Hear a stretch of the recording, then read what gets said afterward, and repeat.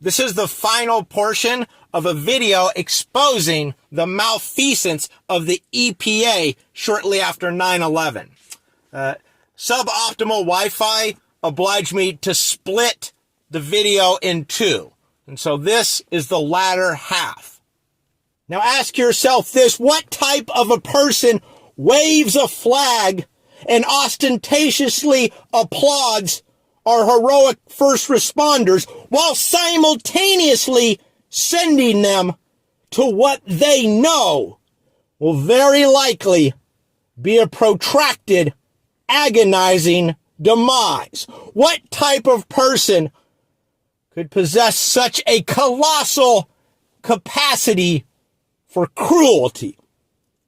Well, apparently the type who are invited to speak at the DNC, the type who submit testimony to the January 6th committee, the type whose endorsement a presidential candidate, Kamala Harris, bragged about.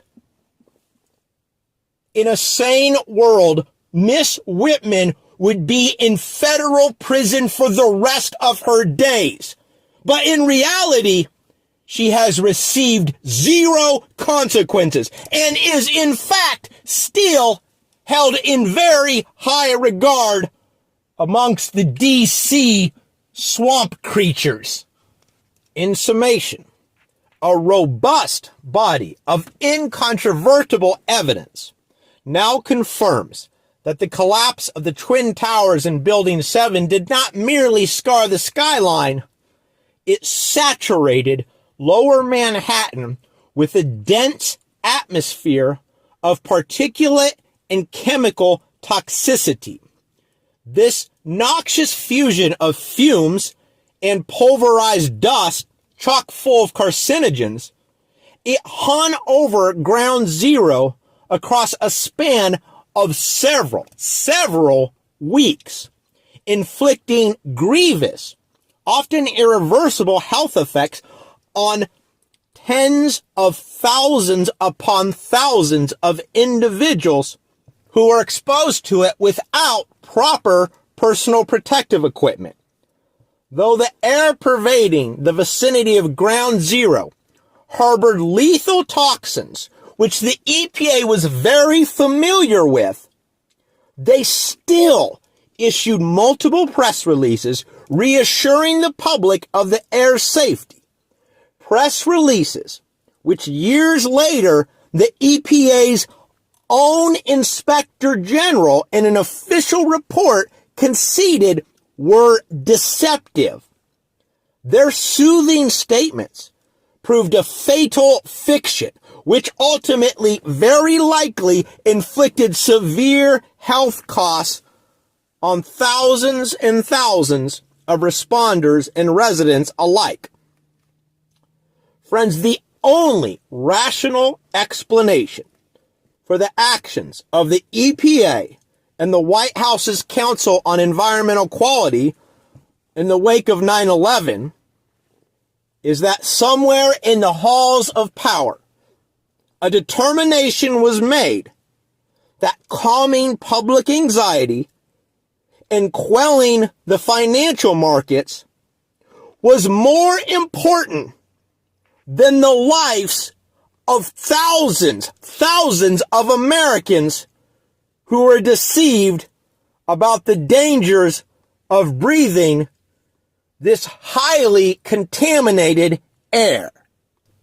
The fantastically false statements made by the EPA undoubtedly influenced the decisions of countless people near Ground Zero who failed to wear proper personal protective equipment. Thus, Christine T. Whitman's actions comprise a primary proximate cause of this humanitarian disaster. Now for the big picture. As nightmarish, as terrible as Miss Whitman is, she is merely a symptom of a larger ailment, which is steadily crippling our country.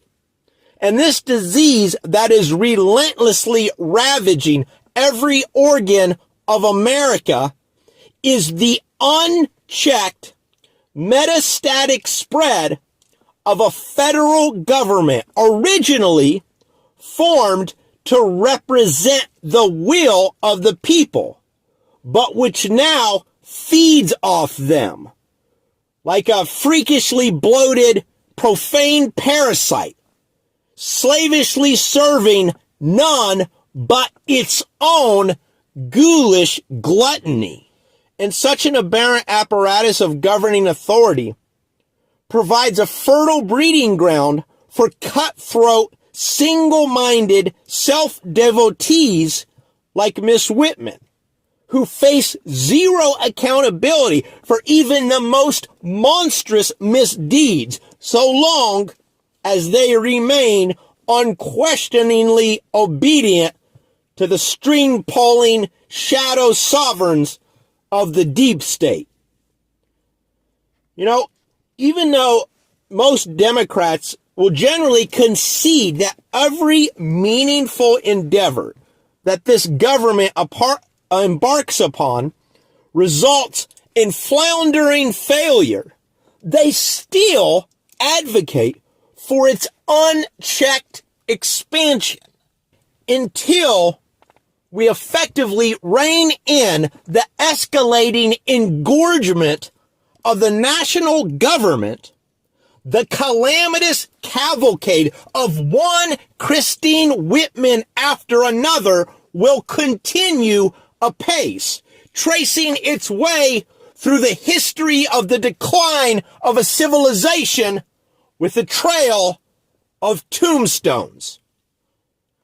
My final observation on this matter is that Miss Whitman's unconscionable actions stand as a sorrowful reminder of the perilous folly in placing unearned faith in individuals or organizations based solely on society's assurances of their purported authority. Society wants you to believe that prestige and pomp are shortcuts to credibility. If we concede that enduring trust can only be earned, then we must recognize the grave danger presented by the regressive left's unceasing efforts to silence what they brand misinformation. Why? Because such censorship requires someone to decide what is and is not misinformation. And whom would they endow with this incontestable prerogative to adjudicate truth, like a monarch lording over our collective digital discourse? Well, the answer is obvious. Of course, the ones who get to define truth are the people in the government with the right job titles, the Christine Whitmans of this world, the most prolific liars to ever twist their forked tongues. So in closing, I ask you, with all you've learned from this video, is Christine Whitman the type of person whom you would trust to decide what is and isn't the truth?